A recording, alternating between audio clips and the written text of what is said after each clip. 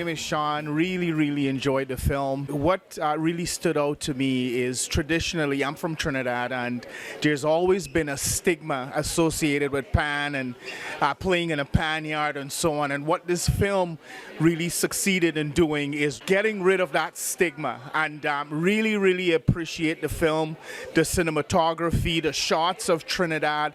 It was brilliant. I feel like I went to Trinidad, and looking at the scenes from Trinidad, I felt sad. I said I should be there, you know, and I wish I had grown up there. So I just saw the film, the documentary Panazz, and in fact it was a very emotional journey, because I compare the breakup of Panazz similar to what happened with the Beatles. And it's it was a very well-produced film, and I enjoyed it tremendously. You know, this is just something that I would love for everyone to see, especially up-and-coming panists.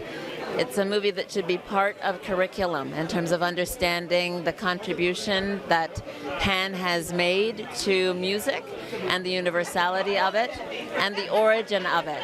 So it really should be something that everyone has access to.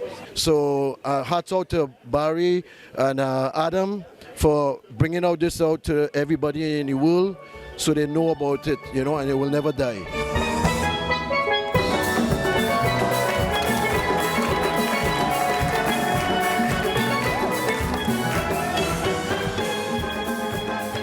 Welcome back inside the Now Morning Show, ladies and gentlemen. Panazz, the story is in theater. You want to go and see it? I saw it, the remake version. Panazz, the story. I saw it on Sunday, and there's another chance for you to see it on Thursday at Movietown, and a couple more chances coming up. This morning, I want to welcome Finbar Barry Bartholomew, musical director, leader of Panazz, and the co-director and co-producer of the movie.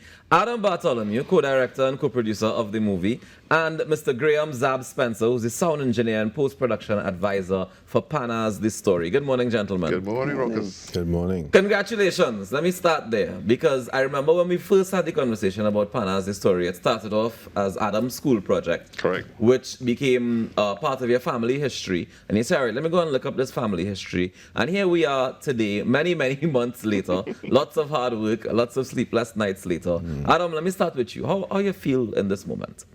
Well, a little bit tired because it has been a lot of work, but I think that hard work has really paid off, because at the screening that we had, well, first off in Toronto 2 Tuesdays ago, and then just this past Sunday in Trinidad, the feedback has been amazing, which has shown that all the effort we've put into this film to ensure that it conveys not only this beautiful story about this particular ensemble, but also steelpan and our country as a whole, has, you know, really paid off. So we're really thankful for all of that. Most definitely. Barry, tell me about the decision to show it in Toronto. Yeah, it was Roma Spencer actually, and also Francis and Solomon. We were on to both of them with regards to the Caribbean Tales Film Festival, and it was shown at the Caribbean Tales Film Festival launch. Not the whole movie, just a little teaser for the press.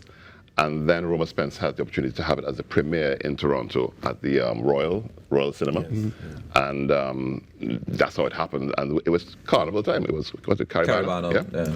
So it was on all the programs for the Kings and Queens of Carnival. The panorama was on the back of the program, so it was well advertised. Thanks to Roma. Roma's amazing. Of course. And we saw the reviews at the beginning of the interview there to see how it was well received as well.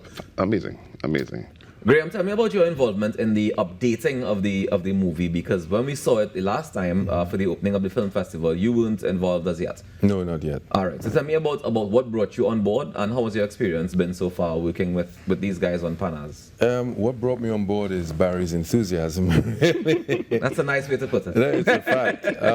And he just asked if there's a way to make this better.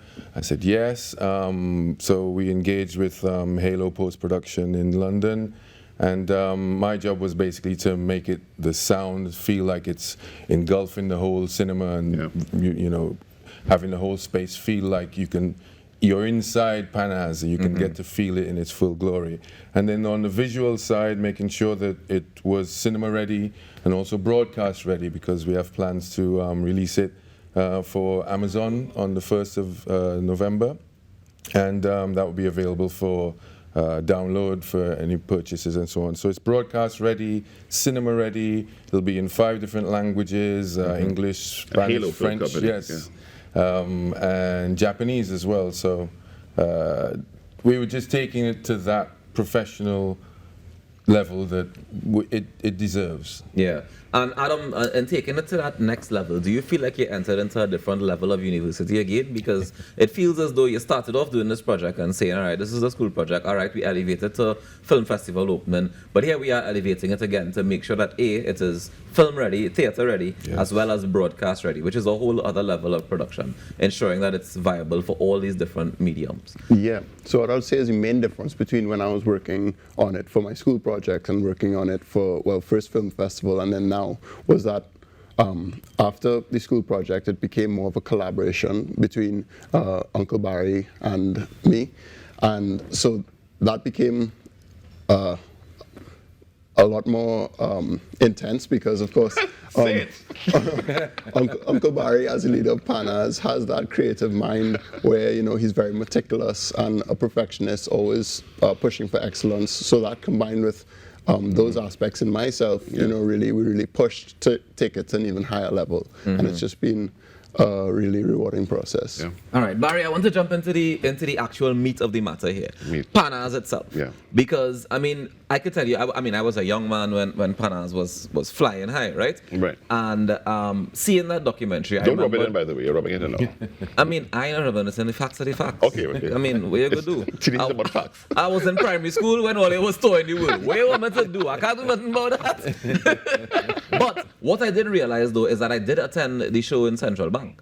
And I didn't even realize that what it was that I was attending. So my mother took me to the show, and I enjoyed the show. It was a nice jazz band show, and then we left, right? But it's only now listening back to the albums, I'm like, wait, I remember this. And then the imagery came back, seeing the pan set up on stage, and when I saw pieces of the video, I was like, I was there. Yeah. I remember seeing that. Yeah. But I didn't know the magnitude of what it was. Right. Panazz seems like one of those things that could be a model. Yeah. Yes. And I know that it's influenced even to Panorama today. You see some of the influences. We see the dress code. We see the dancing along. Did you make that link? Did you make those linkages from what you were able to create in that moment of Panazz to what we see steelpan as now? Yeah, as you mentioned it now, it's kind of making a lot of sense to me because we were heavy on, as you said, the visuals and how we approach each song on stage to relay that to the audience. And so it wasn't just the music. The music was key, and the selections of the music was even keyer, if that's a word. Trying to do music that was not the norm, just a little more challenging, and it can showcase a wide progression of challenging progressions for the players to improvise to. But yeah, I think watching it now, the movie, thanks to Adam for pulling this movie off and encouraging me to get involved as well. And watching what's happening now on Pan, even in concerts with other bands, I can see elements, which is very, very humbling to see. You know, it's great. You know, so I'm happy about that. Do you miss it? I miss Panazz. Yeah. I can't say I have the time to even imagine being fully involved again with my other profession. Yeah. But I do miss the camaraderie and the players and the liming and the fun and everybody having a piece to say. And it was very collaborative as a band, what we did. It seemed to me, based on watching the movie, like it was almost like university. Yeah. For a lot of the players, you know, we see the people who have come out of it in their own rights now. They stand on their own. Yes, they're all. Nigel being the captain of All Stars. Correct. We have Dane Gulson being Dane Gulson. Donald is conducting every band in the country. Exactly. And we see the influence of Panazz that has now spread across the Pan fraternity. Yeah. And we can safely say that it had an impact, and people may not always know the impact. So how important is it for people to come out and see this movie? It's critical, I think. I just think it's a huge vessel right now to promote and to excite the younger generation to see what we have done as a unit and traveling overseas. I mean, Boston Symphony Hall 2 years in a row in Japan. That's a big deal. It's huge. To be called back to the Boston Symphony Hall. To be called back the second year to come again to a sold-out audience it happened, but of course there was no social media back then. Yeah. So Trinidad didn't even quite know what was going on. So when they see the movie, they're like, wait, y'all did all of this? Exactly. That's how I felt the first time. I was Yeah. like, all this happened? This happened. When all this happened? Why we didn't come and talk to you? And we appreciate you doing so, but I really want to encourage people to head on out and see it. So, Graham, tell me when next they can see it. I know Thursday.